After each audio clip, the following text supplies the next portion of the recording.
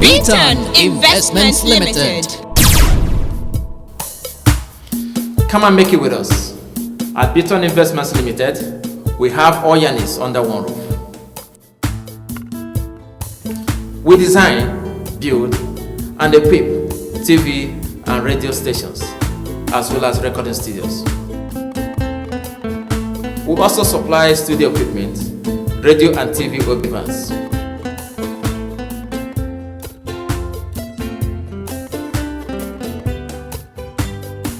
We produce successful music and films. Take a look at our Africa's best underground recording studios.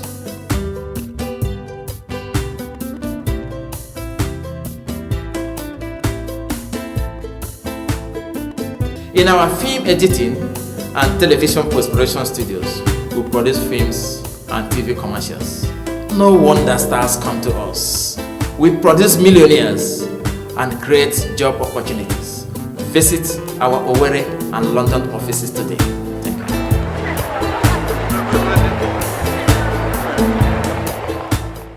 you. Beaton Recording Studios. Ours is a case study.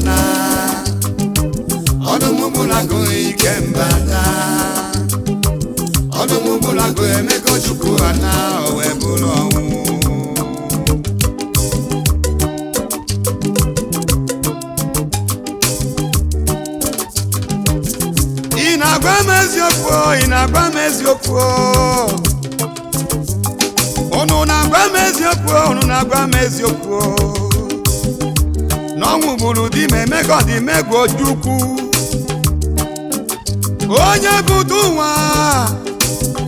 onye butu ụwa mezi fedilia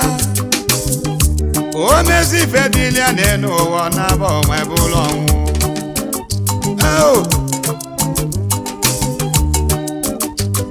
mmadụ zana afa n'enu ụwa zọ ọnwụ ebuka na mmadụ zana afa n'enu ụwa wee zazi ọnwụ bụ alili Igbo nwere oge na-enwe ekwe enwe ikoro ifukwu menana Igbo iko na-ada didigo iko na-ada ko ifukwu mere ụbọchị apị ukwu chi enwele efifi eji Igbo n'anya onye nọ na na-adagbugo onye nọ n'enu enu akaghị aka na akaghị aka ikuku eburugo n'dike fọlọ ji n'ike ejula agba mme na akaghị aka oke osisi chọrọ udeleche egbe adago Dimbe bakwa ka nwata orimili agba dike n'anya okokoko atụrụ ekola agụ nwa tututututu ekwo nwa so anya agbata oyi ji Dim Chukwu Emeka Odimegwu Ojukwu Ezi Igbo gburugburu dike dị ọra mma odozi obodo Ojukwu anabago anya ndị Igbo ji afụ ụzọ ọnụnụ be nwanne bụ dazoba nwanne ọtabili onye nwanne ataka na agbụọ dike a na-akpọ ogwu n'anya onyili mmadụ Ojukwu ijelebe ikolo na-akpọ gị ọ bụ n'ụlọ ka ọ bụ n'ọnwụ agbata oyi ji amụma na egwu igwe dike na-agbalị izu weketegete oyi na-atụ mba gburugburu Ojukwu ikolo na-akpọ gị kunie Odimegwu ndị Igbo Ojukwu egbe nduru egbe ọnụ na-abụ Ojukwu dike kwala ụkwala egwu jide ndị ilo ya onye daa ọdagide nwanne ya onye si na ya nụrụ mgbagbo ogolo ya manakwa na onye ogolo ga-eme ya ife ọnwụ Odimegwu Ojukwu kedu etu ọ dị gị n'arụ ọ tụkwala gị ụjọ Ime Emeka Odimegwu Ojukwu ụda sụrụ na mba nụ ya na mba obili dike aka na na ọchụbala dike ọfịa amụdịgbu nyili enyi ime a na-adị mbuli ọchụbala enyi zọgbu agụ n'ụkwụ ọgbọgụ nwanne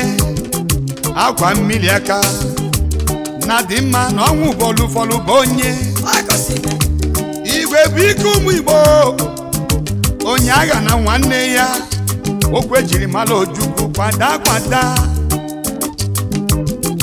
unu makwa na onye ọkụ nyụlụ n'aka ya bụ onye afụnyụlụ ya ụmụ Igbo anyị ọ ga-afụnye ọkụ onye agha na nwanne ya na igwe bụ ike Ojukwu zaanụ nyaza ugboro na-abụ ka ekwe na-akpọ dike n'elu ụwa ọkpọ ya na ndụ ọma kpọọ ya n'ọnwụ ọnwụ dike nwụrụ n'elu ụwa bụ ndị nọọchị ndị na-akwa mana egwu dike n'ọgụ ụlọ ụbọchị ọgụ ama achọba dike mana ọṅụ adịrọ n'akwa Odimegwu Ojukwu maka na oru na Igbo fụrụ ya n'anya asị na onye amụma dị enwe ugwu n'obodo amụrụ ya mana ọ bụrụ maka Emeka Odimegwu Ojukwu onye ike dị mma ọgụ dị mma ọlụ wapụ isi buru ọra niile ọgaranya na-ejela ogbenye ozi Ojukwu na-agba ọgụ nwanne ma gbaruo ya n'isi kama ọsị nwanne lie ka ya bụrụ anụ asị na ụbọchị amụrụ dike na mba ka amụrụ ibe ya mana dike na-abụ amụrụ n'obodo n'ofu ya karịrị ibe ya maka na isi na-abụrụ anụ na mmadụ na-aka ibe ya Ojukwu siri ka ụmụ Igbo ji anwụ ọnwụ erughị elu ka ya nwụchitela ụmụ Igbo ọnwụ maka na mmegbu a na-emegbu ụmụ Igbo na-atanya kilikili n'obi ole ịfụnanya karịrị ka Igbo ndị mma n'eziokwu asị na na-abịa ụwa ọzọ ụwa m ọzọ ụwa m asaa aga m abụkwa onye Igbo ma bụrụ nwanne Emeka Odimegwu Ojukwu ma n'ọnwụ ma na ndụ biko gbagbara onye ogu n'ọra mmụọ maka na anyị bụ ndị dị ndụ na-ekwupụrụ gị ọnụ gị Ojukwu ka emesịa Emesia Ikemba ndị Igbo ka Emesia Emesia Ikemba ndị Igbo ka Emesia onye mere nya n'ibe Ikemba ndị Igbo ka Emesia iyo mbịa nke Ojukwu Emesia Ikemba ndị Igbo ka Emesia aza mma nwaanyị ga-ebezina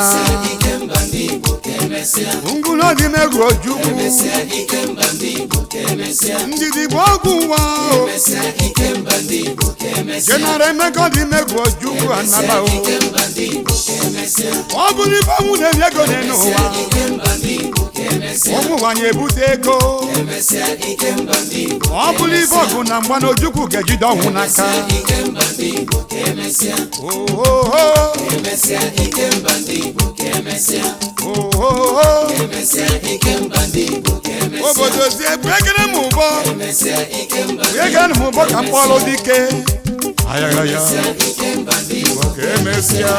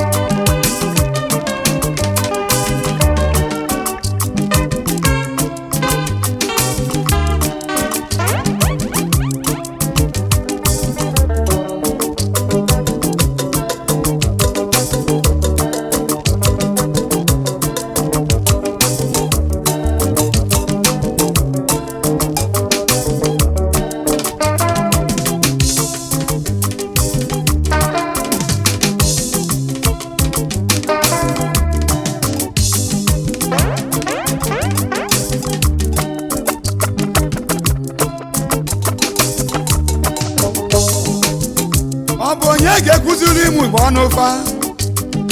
na ọdọjuru ugwu mmiri n'ọkụ anyị nwere aka ji ọfụ Igbo Chiprafụ wazuru ike oke nwa ndị Igbo ijele ndị Igbo ezi Igbo gburugburu dị sekọnd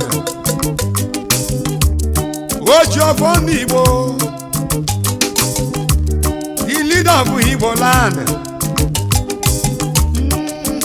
oke nwa ndị Igbo ijele ndị Igbo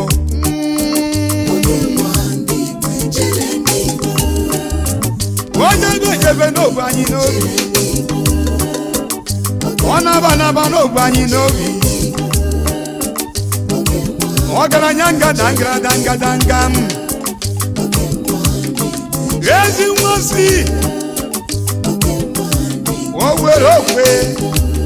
ọnụ Imo local gọọmenti Imo steeti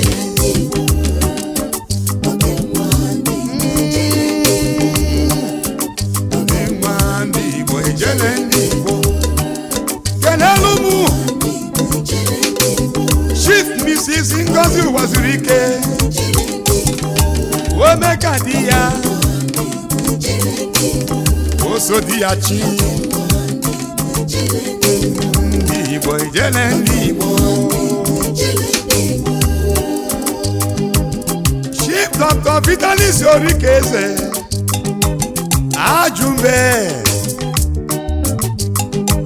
Beaton recording studio no Owerri and London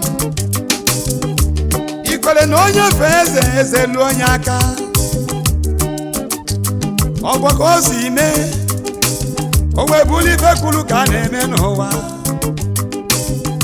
ka njezie mụ ala nri ka njezie mụ na nke eze ndị nri the traditional ruler of nri ancient kingdom His Royal Majesty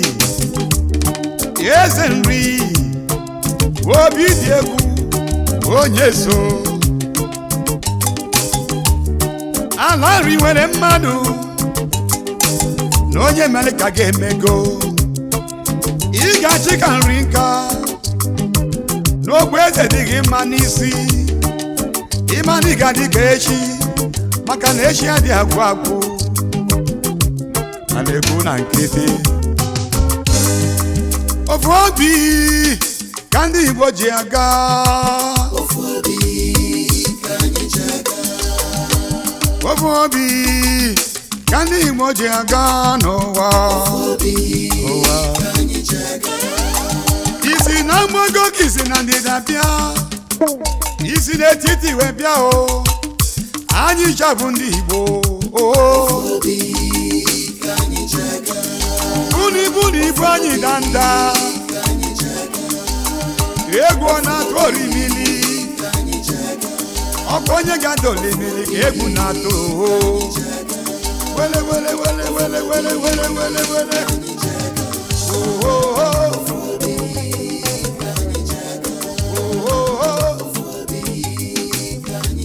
egwu ọ na-atụ ọkụ ma nye ekwulu ụzọ ndị Igbo eziokwu na-adị mma na ntị ụmụ Igbo nwanne m ka anyị jikọta aka ọnụ na anyị ịtọbụ ofu nne onye ṅụlara ibe ya ṅụrụ ụmụ Igbo